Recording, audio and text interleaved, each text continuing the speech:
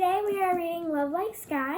If you have not read my Amelia Bedelia books till I think it was book number 2 that we finished just a few days ago. And we're going to take a break from Amelia Bedelia. And then after this book, we're going to be reading the books 3 and 4 of Amelia Bedelia. But today we are going to read Love Like Sky. I think this is going to be about this girl named Peaches, and the title is going to be like Love Like Sky, and maybe it's going to be about love and how their family lives and how much she loves them or something like that. As you guys noticed, I have curly hair today and it looks really cute. So yeah, we're going to start with chapter 1, Love Like Sky by Leslie C. Youngblood, Disney.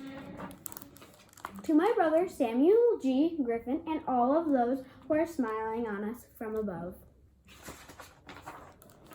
Chapter 1, The Whole Shebang. Ooh, watch me, ooh, watch me, I sang as I finished the neigh-neigh, and Peaches clapped. No one was hardly even doing that dance anymore, or the doogie, but Peaches still liked for me to do them. They were her favorite. Dance some more, G-baby, Peaches yelled. Let me catch my breath first. That was the third time I flopped down next to her on my bed, worn out. Being a big sister was hard work. I was dancing the neigh-neigh and the doji darn near every day. Sort of like I was on Grandma Sugar's favorite show, Dancing with the Stars. Except I was dancing in my pajamas and my bare feet. And if all that wasn't enough, I let Peaches sleep in my room, where when she had her very own room, she only ever wanted to go in her room to feed her goldfish. Girl, guess I can't blame her. My room is pretty spiffy. I picked out everything in my favorite color, lilac, which is a purple with milk in it. It's not like I had much else to do since Mama got remarried and we moved out here to Snellville, Georgia. It don't even sound like a place kids should live unless they want to collect bugs. When we were in Atlanta, my best friend Nikki and I went to the mall every weekend. There were some singers, rappers, and other famous people at the Lenox Mall. During Christmas, then I could name, but not one in Snellville. Like Nikki always said, zip, zero, zilch. I thought one cool thing about Mama marrying our new stepdaddy, Frank, and moving us out here would be that I'd have a big sister. That's something that even Nikki doesn't have. Her situation isn't as bad at all as... Okay, let me redo that sentence. Her situation isn't as bad as all that. Though, because she has a big brother, Javon, sure, he teases her and makes her do his homework. But Nikki can still go to him if she needs help. Even though Mama says I can always talk to her, she means Mama stuff, like if someone is bullying me or if a teacher is mean, not like how to kiss a boy or when it's time to sneak a few cotton balls in my bra. 'Cause Nikki says I'm flat as a pancake. It don't even seem like we got a spanking new big step sister right across the hall. We've been together in our new house for 6 months. And she's never invited me into her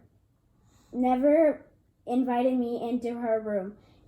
Never even seen her door open all the way. She left it cracked once, just enough for me to see a zillion cheerleading and gymnastics trophies in there. Look, G-baby, I'm jumping like Tangy. Peaches hopped up and down, using my other bed as a trampoline. Funny thing is that neither one of us had ever seen Tangy jump in real life, just in videos Frank liked to show us sometimes. Stop that before you break your neck and you're making too much noise. Can't nobody hear me, she said. Can I ask you something, G baby? What? Do you even think Tangy don't like us because her real sister is in heaven? That question almost knocked me off the bed. Took me a minute to figure out what to say. Since I'm supposed to have all the answers, that's what it means to be a big sister, and why I want one of my very own. I'd have to share her with Peaches, like my room, and that's fine with me. Remember when we first met Frank and you cried because he wasn't Daddy? Uh-huh. Well, Tangy might feel a little like that. She doesn't intentionally not like us, but she misses her own sister. Will she like us one day? Maybe. It might take longer than it took us for us to like Frank. Why? Because she's a teenager, and like Mama said, it might take longer than it took for us to like Frank. Why? Because she's a teenager, and like Mama says, she has a mind of her own. We share minds, G baby. I'm gonna have my book down here. Let's get it over here. No, everybody got their separate minds, but when you get to be a teenager, it works differently. You'll be a teenager soon. Yep, in 2 years, I'll be 13. Will you have a mind of your own too? I guess. You'll still love me. Not if you keep jumping on my bed, I won't, I said, trying to sound serious. A second later, she crash landed on the floor and made a huge bang, because she's chunky for 6. I'm kind of tall and skinny, what Mama calls a beanpole. The school nurse said I was 53 inches, that's almost 5 feet. Mama says I'm bound to sprout past that at any moment. You don't have to study long to tell we're sisters. We both got Mama's dark brown eyes and dime-sized dimples, but Mama said we're double fudge dipped like our real daddy. Just then, Mama opened the door and stepped into my room. Last night, we got put gel on Mama's hair and then twirled it around spongy rods. After that, she covered it with a silk scarf. Now her hair was big and curly around her face, and it made her look like an angel. She had on pink lip gloss and eyelashes. Her eyelashes were as long as a baby doll's. Frank calls Mama his cinnamon beauty. Gee, baby, Peaches, what are you two doing in there? Nuttin', Peaches fibbed, scrambling up off the floor.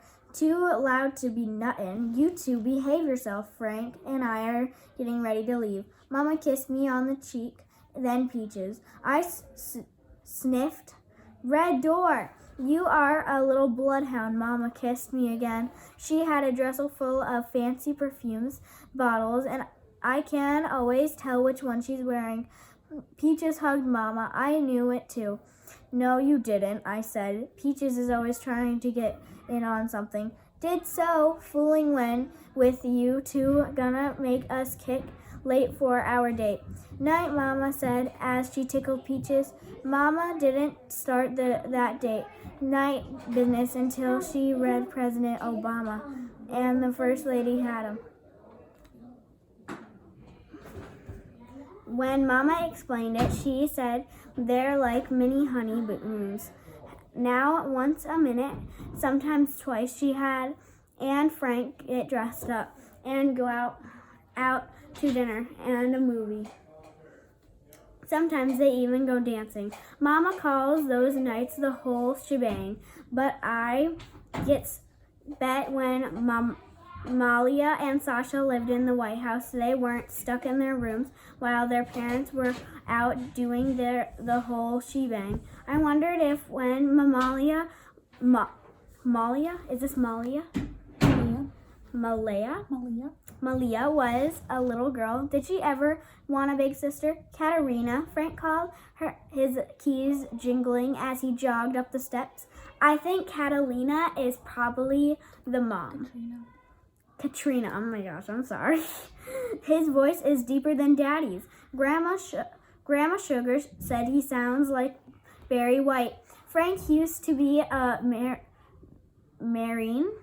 and likes to be on time for everything. A few seconds later, he was at the door dressed in his favorite navy blue shorts, jacket, and tan pants. He'd shaved and was in shape like a soldier, unlike Daddy, who'd slap his belly and say, this here is evidence of good living. If you two behave yourselves, we might bring home doggy bags, Frank said. Peach's eyes lit up. Chocolate cake? That's your favorite, isn't it? Asked Frank. Gee, babies too, Peaches pointed at me. Frank held up 2 fingers. Couple doggy bags it is. He palmed my hand and then Peaches. That's his way of hugging us. We're leaving, Tangy, he shouted on his way to the door. On his way downstairs. Yeah, okay, she yelled without opening her door. We'll be home before midnight. Mama blew us kisses and walked out the door. I folded my arms. Mama? Yes, G baby, she stepped back in. My words stuck in my throat. What is it, honey? She asked. You think if you and Daddy had date nights, you'd still be married? I asked. Mama and Daddy divorced 3 years ago. She and Frank have been married close to 1. Mama unfolded my arms. Oh, sweetie, it wasn't one thing that could have fixed your daddy and me. If it was, we would have done it, understand? Yeah, I guess, she said. But grown-ups who've been married before learn from mistakes and try to get it right the next time. Is Daddy coming to see us soon, like you said, Mama? Peaches asked. Now I really felt bad for saying anything. Sometimes most of my dancing was to make Peaches get used to the fact that we were in what Mama called a blended family. And there I go go talking about Daddy. I'm sure he will, baby. I glanced at Mama's hands to make sure she wasn't crossing her fingers behind her back. Mama planted a kiss on Peach's forehead, then gave me a big hug. I sniffed her perfume, and I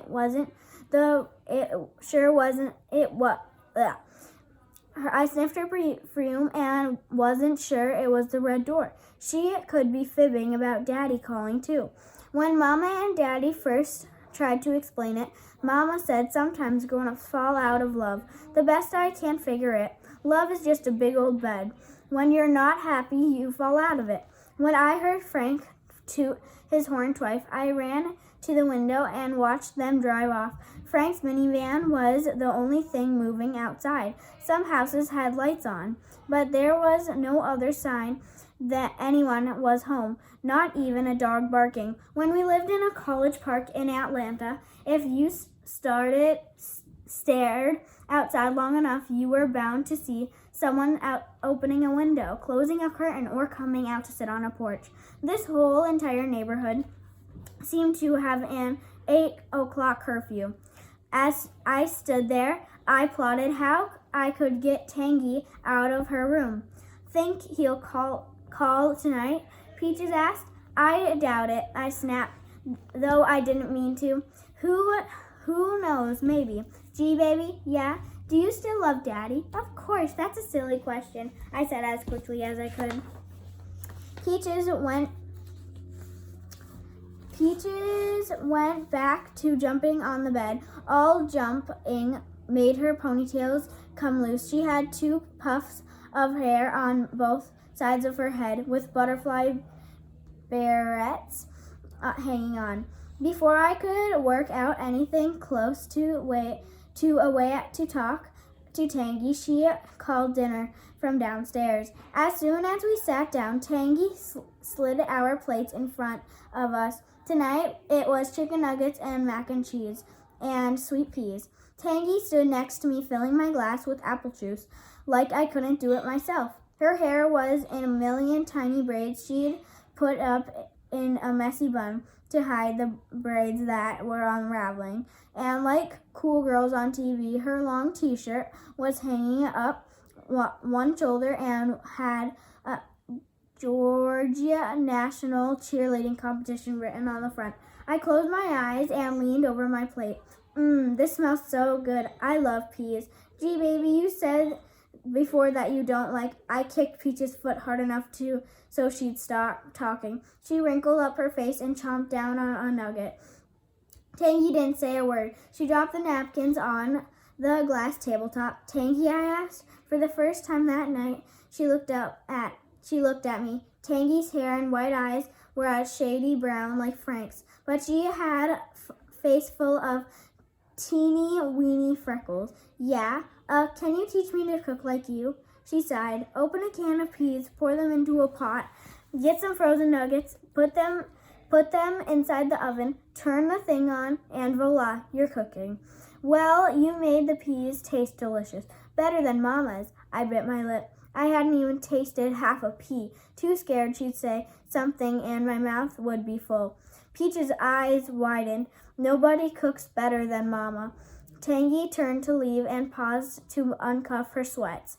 Pink, Peaches shouted when she saw the word printed on Tangy's backside. Ooh, your daddy said not to wear them pants. I almost choked on the peas I had finally shoved into my mouth. Peaches didn't know when to shut up. I squinted, my eyes so tight as her. She was only ahead. Frank only said she can't wear out the house, I corrected. What he'd really said, no daughter of mine is walking around with big letters across her butt, just like she isn't going out with no octopus college boy. Tangy ignored her, and Peaches knew better than to glance my way. I had a feeling why Frank called the college boy an octopus, and it wasn't good. He might be like that boy at my old school who got sent to the principal's office for pinching girls on the behind. On her way out of the kitchen, she ordered, before you two come down upstairs, I want the table cleaned off and dishes put in the dishwasher. Then she glanced at me. And could you keep your sister quiet and not work my nerves for a change? Yes, ma'am. Don't ma'am me. I'm not 100, she snapped. An hour later, Peaches tired out and fell asleep,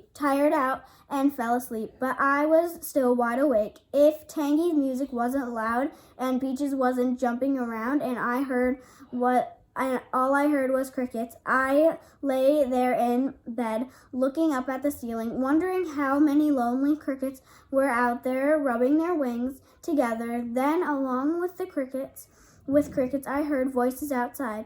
I got up and flew to the window. In the corner of our porch, I saw Tangy talking to a boy. Octopus.